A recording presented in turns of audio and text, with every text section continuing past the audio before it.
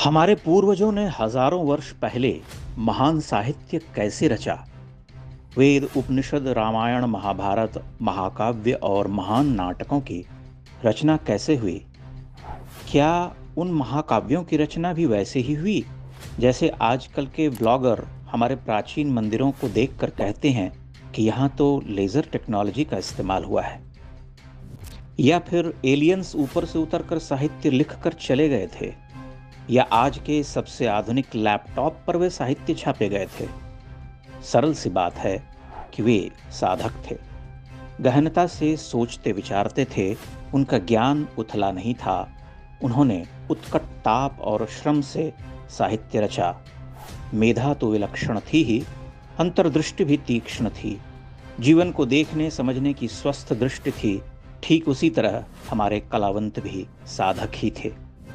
एक बार सच्चिदानंद हीरानंद वात्स्यायन अज्ञेय की असाध्य वीणा कविता पढ़िए, आपको समझ में आएगी यह बात कि साधना क्या है। कैसे कोई स्वयं को सौंप देता है उस कर्म को जिसे हम आज साधक से अलग करके देखते हैं। गाने वाला जब अपनी अवस्था भूल जाता है तब गायक नहीं रह जाता, स्वयं गान हो जाता है। उसी तन्मयता से साहित्य रचे गए और हमारे वे पुराने मंदिर गढ़े गए। जिन मूर्तिकारों ने हमारे मंदिरों को गढ़ा, हजारों लाखों मूर्तियों को रूपाकार दिया, लता पत्र पुष्पों नदियों जीवन की दैनंदिनी को चित्रित किया, वे महान कलाकार थे। उन्होंने शतियों की साधना और परंपरा से वह ज्ञान पाया था।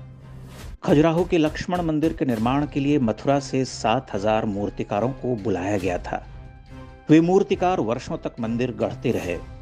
हमने अपनी यात्राओं पर इस सत्य को कई बार सामने रखा है कि प्राचीन भारत का समाज आर्थिक रूप से अत्यंत समुन्नत था, इसीलिए वहां कला का श्रेष्ठ निरूपण संभव हो सका। भारत के लगभग सभी क्षेत्रों में दक्ष मूर्तिकारों की भरमार थी, वे ही इन मंदिरों का निर्माण करते रहे।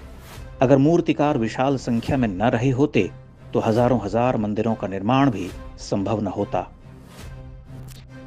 अगर किसी मंदिर में सूर्य की किरणें किसी समय विशेष पर गर्भगृह में पड़ती हैं तो इसका यह अर्थ नहीं कि उसे एलियन बनाकर चले गए थे।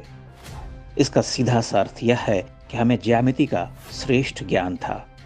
हम सूर्य की किरण, समय और छाया आदि को बहुत पारदर्शिता से समझते थे। हमें पता था कि कहाँ किस कोण पर गर्भगृह का निर्माण करने पर सूर्य की प्रथम रश्मि सीधे देवता के शीश पर पड़ेगी। अब आप इसे भूत प्रेत, चमत्कार, एलियन का आगमन और लेजर टेक्नोलॉजी कहें तो यह आपकी इच्छा है। कई बार हमें लगता है कि हमने भ्रमण कर जिन मंदिरों से लोगों को परिचित कराया, उन मंदिरों के महात्म्य में उनकी कोई रुचि नहीं है।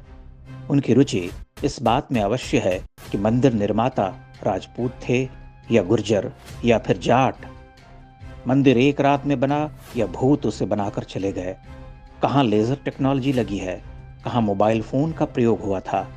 आश्चर्य यह कि ऐसी ऊटपटांग बातें करने वाले लोग बहुत लोकप्रिय हैं। ध्यान से देखें और विचारें तो यही लगता है कि हम अपने ही पूर्वजों के तप त्याग, उनकी साधना, उनके गहन दृष्टि, कलाबोध और जिजीविषा का अपमान करते हैं, क्योंकि हमें लगता है कि हमारे स्मारकों में कोई जादू टोना या चमत्कार हुआ था। भला बिना चमत्कार कैसा निर्माण संभव है? संभव था तभी बनाया।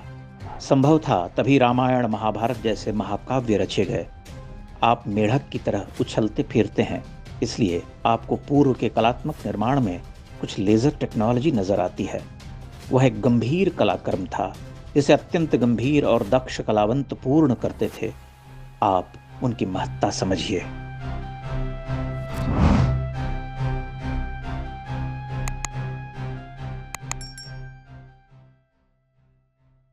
इंडेक्स ऑनलाइन के वीडियो समाज को समर्पित हैं। आप इनको डाउनलोड करके जैसे चाहे वैसे प्रयोग कर सकते हैं। चाहे तो आप हमारे टेलीग्राम चैनल से जुड़ सकते हैं, वहां सारे नए पुराने वीडियो आपको मिल जाएंगे। हमारे सोशल मीडिया लिंक हर वीडियो के डिस्क्रिप्शन में होते हैं। हमारा एकमात्र उद्देश्य हिंदू समाज को जागृत और एकजुट करना है। इसमें सहभागी बने। धन्यवाद।